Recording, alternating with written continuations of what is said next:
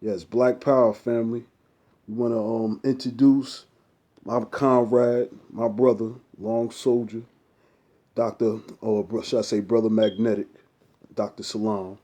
Introduce yourself and let the people know what you're about, my brother. Black Power, brothers and sisters. My name is Dr. Salaam, aka Magnetic, aka Sinu, Himka, Urdu Imhotep. Also, I am glad to be here this afternoon with my brother Prime. Um, we've been working a little bit together these last few years, and we've done some wonderful things in the community. So I don't want to grant interviews and things like that with many people, but when Prime calls, it's like duty calls. So that's why we're sitting down here, and we're going to do the interview, and hopefully I can tell you a little bit about myself, about my family, about my journey, and why I'm going to run or why I'm running for westward councilman here in Newark, New Jersey. So when we get started, I just want to let you know we're here in the living room, just sitting back, chilling, and we got some important areas to cover. And one thing I want people to realize: this is just not about me, Yes, sir. because me by myself, I am not that important. But we together, we can do some things. We can make some changes um, that are absolutely necessary. Because, dear brothers and sisters, we're sinking. Mm. We up to our neck in the quicksand. Mm. All right? Mm. And the only one that's going to get us out of this hellhole is ourselves. Yes, sir. Other than that, it's not going to happen. Um, Before I start my story, I'm going to just ask Brother Prime, is there any questions you would like to ask, brother?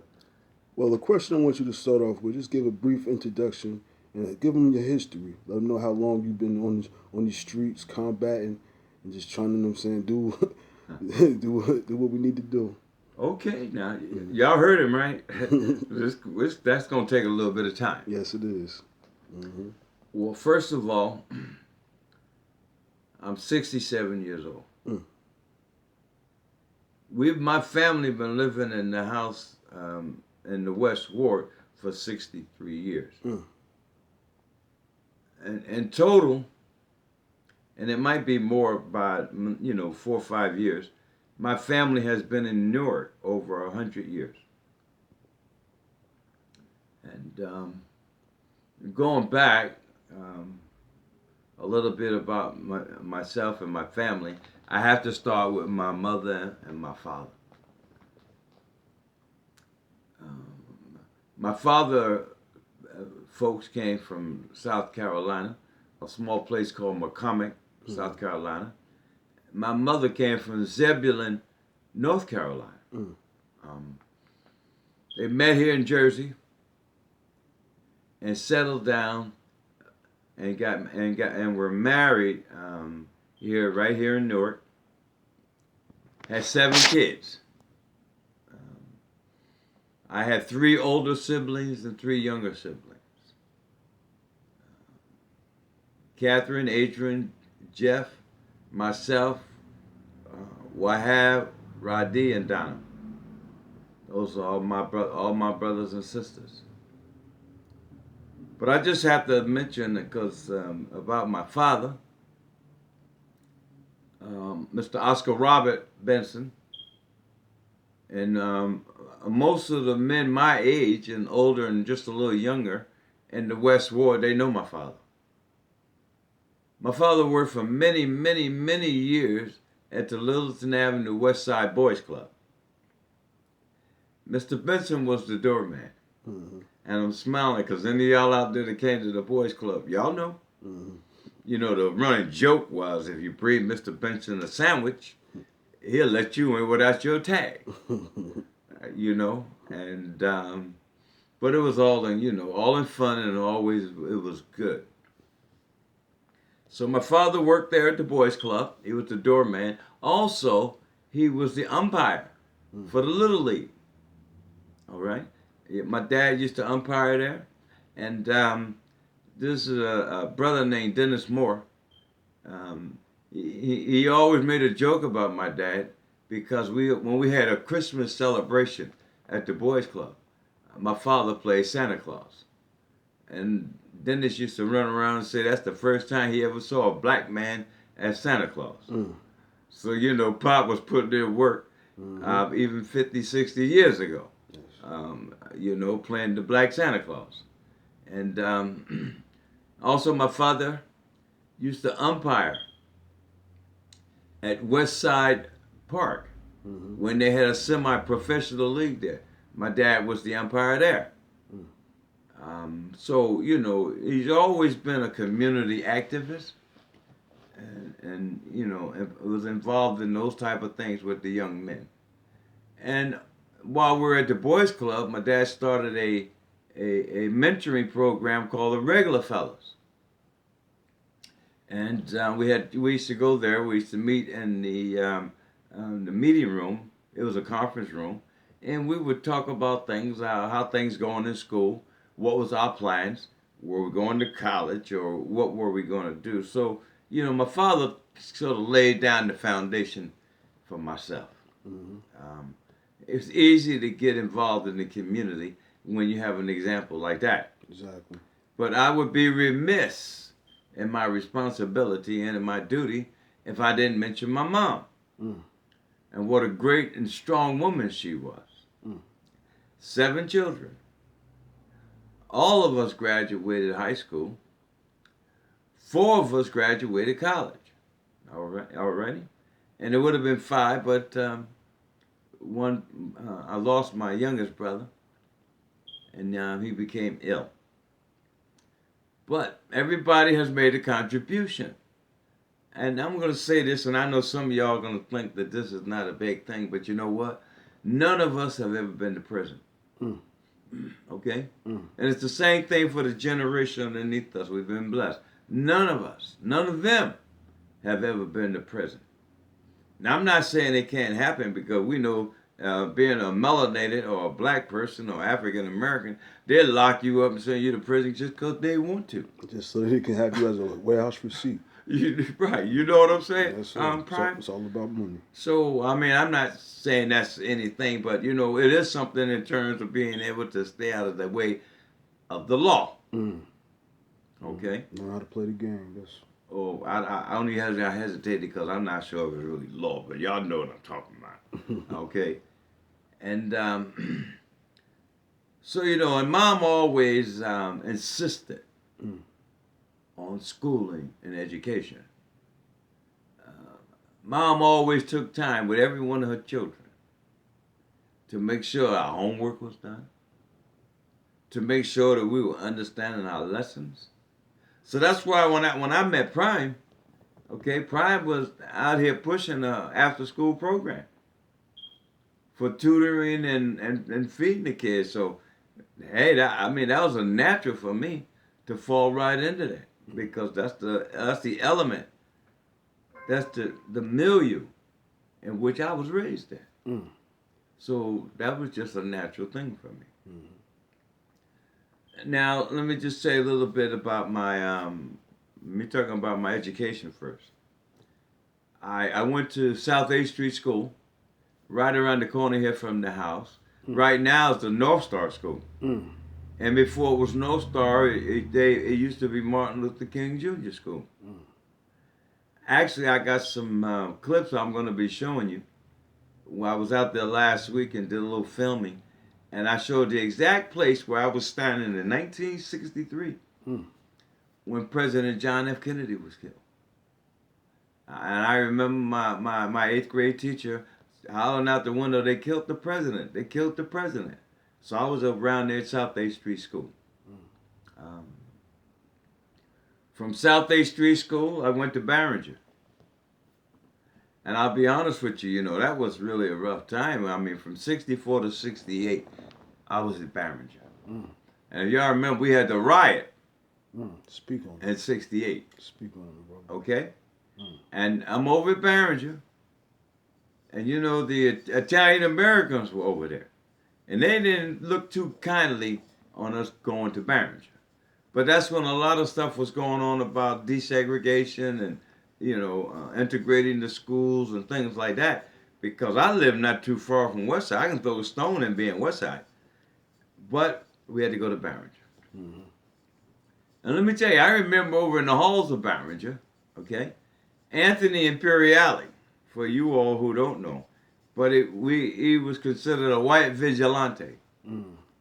And Anthony Imperiale used to come in the halls and walk down the halls of Barringer, okay, with a pistol on his side and 2 Doman pinchers Mm. in a public school. Mm-hmm. That show you how things were back in those days, Mm. brothers and sisters. Mm. All right, and then we had to fight almost every afternoon. And when school let out, we had to fight the Italian Americans. Mm. All right, and that's just how it was. But once we made it over to Orange Street, we were good.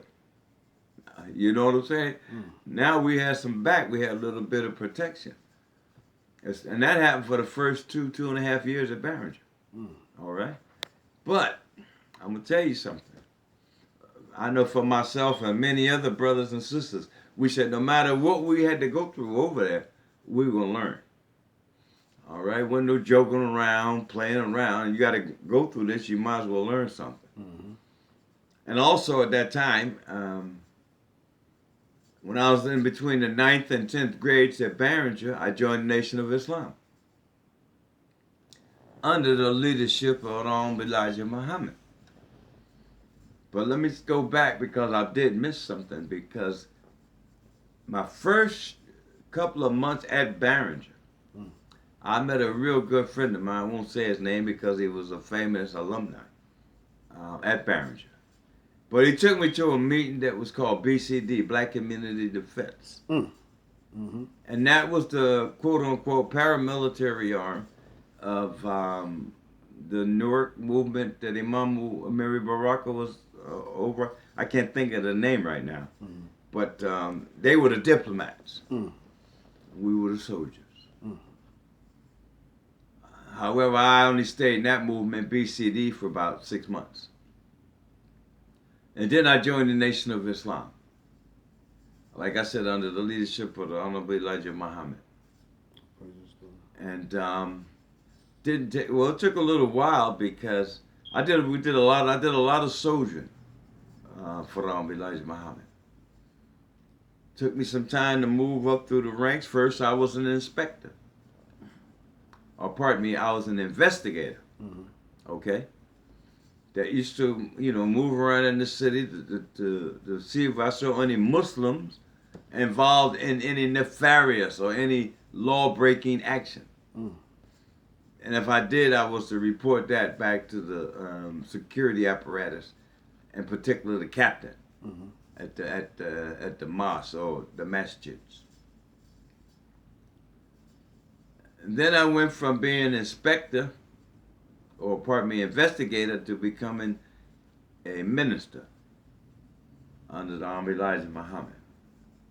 And let me backtrack, because right before I became a minister, I was like the personal assistant, and I used to travel with Minister James Shabazz, Son of Thunder. Mm-hmm. Brother used to take me everywhere. We used to go to Asbury Park, Elizabeth, Plainfield. Always rode with him. And another brother who was also one of his confidants, Eddie Salaam, El-Amin Salaam, would be the driver. So, and Minister James, I remember one time he took me over to New York. And he had a meeting with Minister Farrakhan over there at Salaam restaurant. And we got over at that Salaam restaurant, and Minister Farrakhan was having his meeting with Minister Shabazz. And Mr. Farrakhan had brought one of his daughters to sit down and talk with me. So they introduced us, right? And back in those days, if you were properly introduced, there was a chance you might get married. So I wanted to be very careful here. You know what I'm saying? Mm-hmm. And then I really didn't have too much to say because at that time I wasn't trying to get married. Yeah. And and so I remember on the way back, Minister Shabazz, he asked me. He said, "Well, he talking about the sister, right?" Mm-hmm. He said, and I try to talk like him. He said, "What do you think, brother?" And I was looking at him. I was like, "I don't know, brother minister. You know what I'm saying?" He said, "Well, what do you think? You don't know, brother?" I said, "Well, look at her. She's satin and silk. I'm cotton and denim. Mm. That don't really match you." And then I said, when I get married, I want to have the carpet so thick in my house that when the sister step on, she gonna lean over to the side. He just started laughing at me. And I guess he was thinking in his mind, such is the folly of youth. Mm. And Mm. but I learned a lot from that brother. Yes. And actually, before he was assassinated, the week before he got assassinated, he said to me, "Brother, I don't want you riding with me anymore." Mm. And I was hurt because I'm thinking to myself, what have I done wrong? Mm-hmm. Why the minister don't want me with him anymore? Mm-hmm. The next week he got shot. Mm-hmm. And what age were you again? How old were you again? Oh, at that time I think I must have been about 17, Yes. 18. Mm-hmm. And I said to myself, he saved my life. Mm. Because my Mm. commitment was, if I'd have heard a pop, I'm on him. He going to the ground. I'm on top of him. Mm-hmm. If I wasn't able to get him back in the car. So, I have some really fond and great memories um, of that brother. I also worked with his son, James Evans Shabazz, Mm. who appointed me and another brother named Wale Urani. And if you hear this, Urani, you can testify to this. We became co-ministers of 25D on William Street up in Orange, New Jersey. I didn't stay long because shortly thereafter, I got accepted in the medical school. Mm. After I had matriculated only to my third year at Seton Hall, and I was blessed because I had really good scores and had good grades. My GPA was 3.87. It should have been 4.0, but I'm not going to go into all that. They beat me for a point and a half, but that's all good. Mm-hmm. Tested very well on my medical college admissions test and was accepted after 3 years of college into UMD&J Rutgers in Piscataway. I matriculated there for 4 years, from 1976 to 1980. Graduated from medical school, then did a 4-year residency at Howard University Hospital in Washington, D.C. In Washington, I did a flexible internship, and then I did my specialty residency in dermatology and cosmetic surgery under the auspices of my dear friend Dr. Harold Minus, who was the chief of our department. After spending 4 years at Howard and in my internship and residency, I came back here to Newark and I opened up a practice. I got to tell you some stories because even then, they never forget. If you're a soldier, okay, these people never let you forget that. Mm-hmm. And it's okay because I'm going to continue to be a soldier till they put me in the grave. And I hope to put enough work in to even be able to soldier beyond the grave. Yes. Yes. Anyway, I had an office up here on Dover Street, and I got a call one day. And it was a young brother. He must have been about 12, 13. So he said to me, "Dr. Salaam, I want to go to school, but I can't because I got a ringworm. My mother can't bring me there to see you because she doesn't have any money. can you come see me?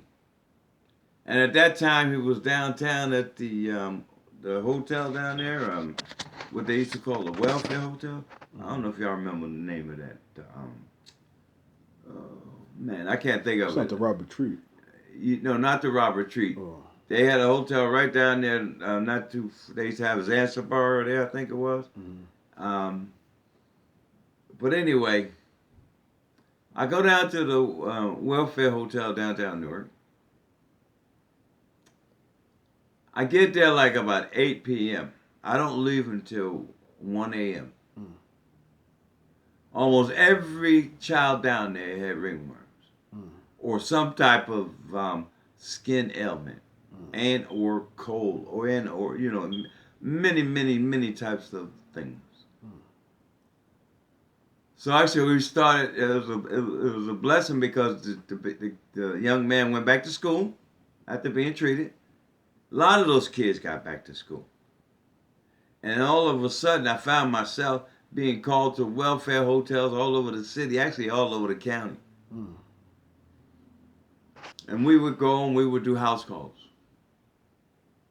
And do you know, brothers and sisters, when they got out that we were doing house calls, they did everything in their power to shut us down. Mm. They cut the compensation by 75%. Mm. So it actually cost me more to drive there and pay my assistant than what I was making. Mm-hmm.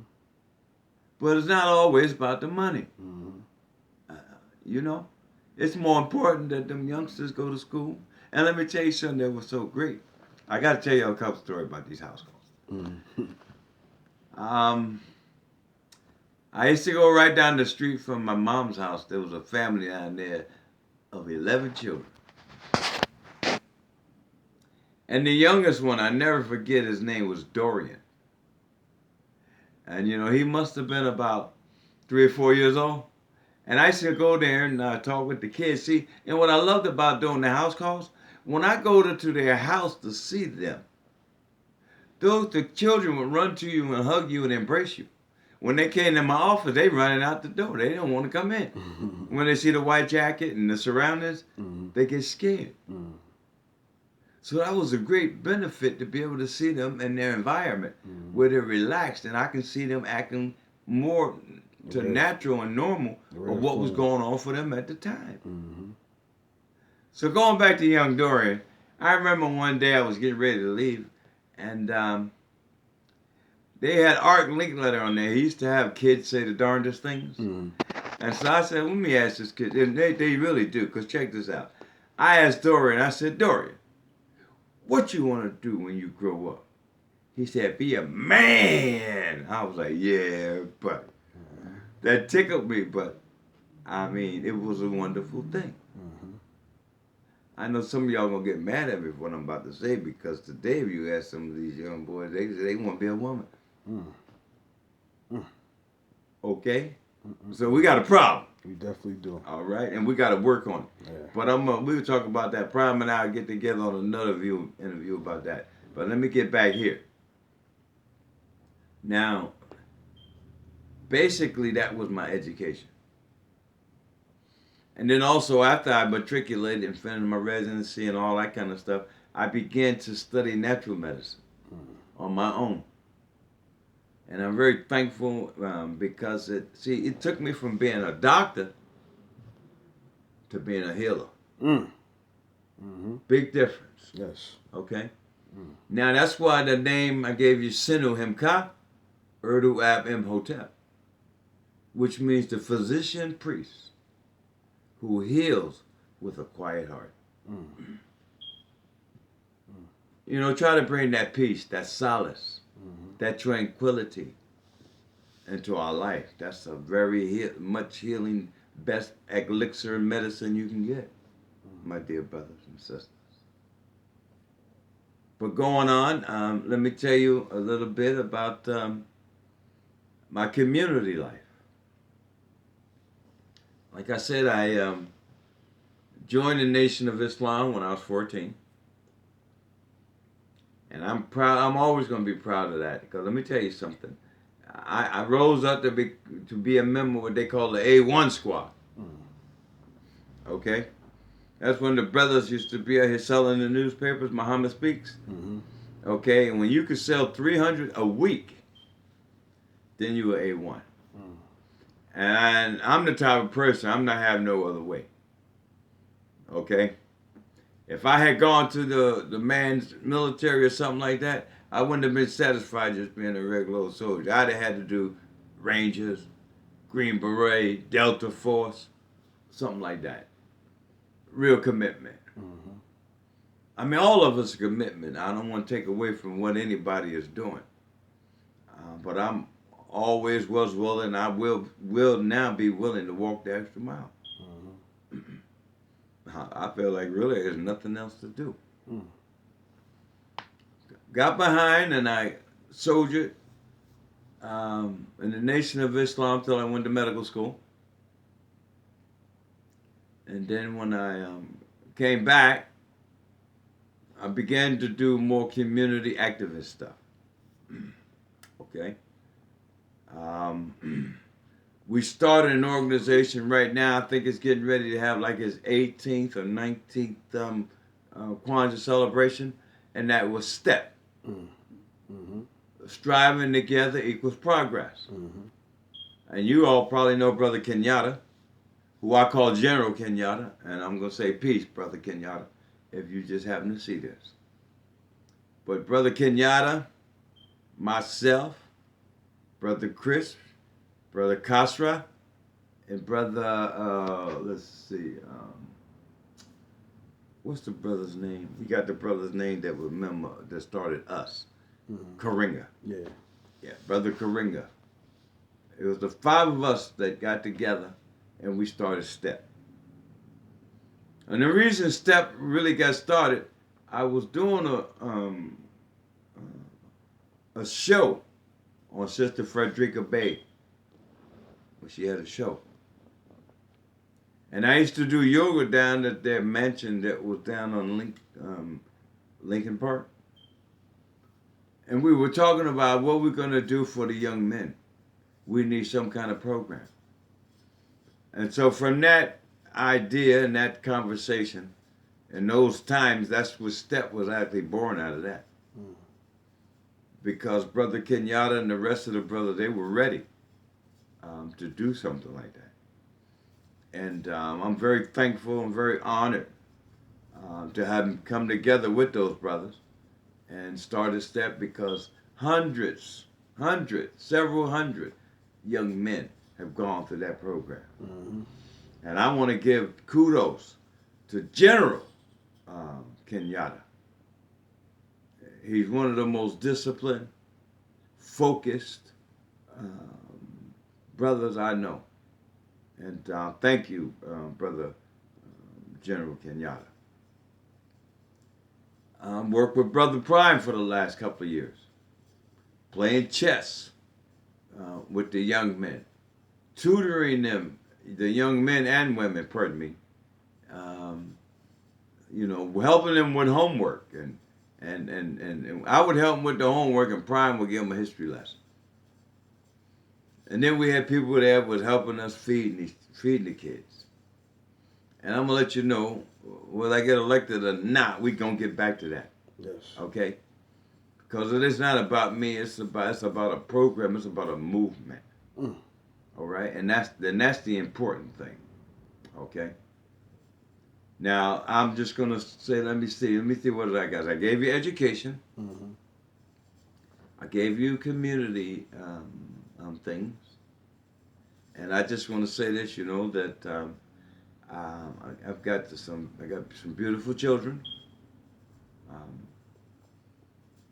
I have children that are grown women, men and women, and they've gone out and they're doing some wonderful things. Actually, my daughter is running, Sharifa Salaam. She's running for Central Ward Councilwoman. Vote for her, y'all. Okay, she's a good. I know she's a good lady because she grew up in my house. All right. And my son is a successful business owner. down in Maryland, and guess what? He's working with the youth too, Mm-hmm. and it's called Keys, and it's something about the youth they are the key or the keys to our success. So I'm very proud of those kids. Then I lost my middle son Mm. a little over a year ago. Niger. He was shot 15 times by the police. Mm. I still haven't gotten any answers from anyone. Everybody has stonewalled me. Mm. I went to the ACLU. I went to the National Acting Network. I called the city police. I talked to the prosecutors. Nobody want to give me any information on it. And I'm gonna say this, my dear brothers and sisters. See, that's where we got to start holding these politicians. We got to start holding them responsible. Because the mayor came out a day or two after that talking about my son deserved it. It was justified. Mm. How he gonna say that? Was he there? Mm. Did he actually participate in it? No. I didn't know the mayor said this. You said Rasparaka said this? Yeah, it was all in the newspapers and everything. Wow. Okay, but he got some questions to ask anyway. I ain't gonna do it on this particular video, but we're gonna come back to that. Okay. So I've always been involved with, about 8-9 years ago. Right on my block, I had something called B Square, and my dad's last name was Benson, so B Square was Benson's Boys, Mm-hmm.